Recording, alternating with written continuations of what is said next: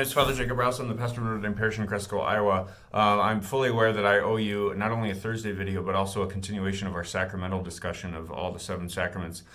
Priesthood Part 2, we'll get into that sometime.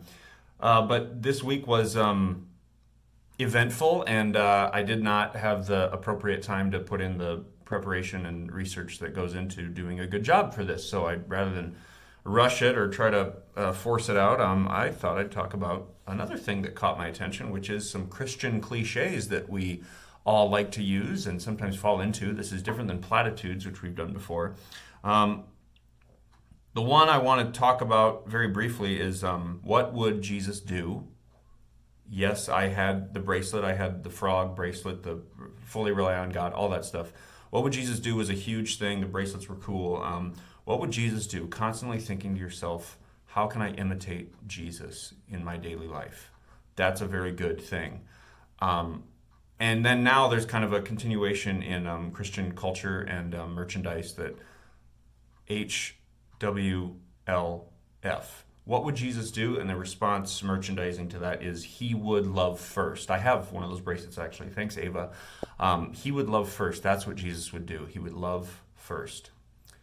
But I'm going to butt both of those because we are in still the octave of Easter, and then we're in the Easter season, which is Lent is 40 days of sorrow and penance. Easter is a 50-day party of celebration of freedom from sin. So we are celebrating the resurrection of our living Lord. So the only problem I have with those two phrases is what would Jesus do? And he would love first is the would, not the wood of the cross, W-O-U-L-D. It's past tense. What are we doing? So you can live by that if you want. No, I didn't. Christ is alive and he is working. So what would Jesus do? He would love first. I want to say, what is Jesus doing right now? What is he doing? What is he going to do in your life? To you, through you, with you, through him, with him, and in him, you know. Jesus is not, because I could make that about what would Martin Luther King do, or what would Gandhi do, or what would my great-grandpa do. But they're all dead. Jesus is alive, and he's constantly acting and participating with us through the Holy Spirit. That's the resurrection. So when you see these phrases, go ahead and wear them. I don't care. I wore mine. I'll put a picture up. But think, what would Jesus do?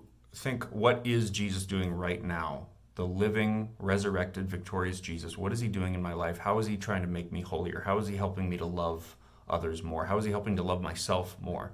I think this is a much more productive phrase. Doesn't fit quite as well on a bracelet or an acronym, but that's my 2 cents and a half on that. So what would Jesus do? No, not past tense. The living, victorious Jesus.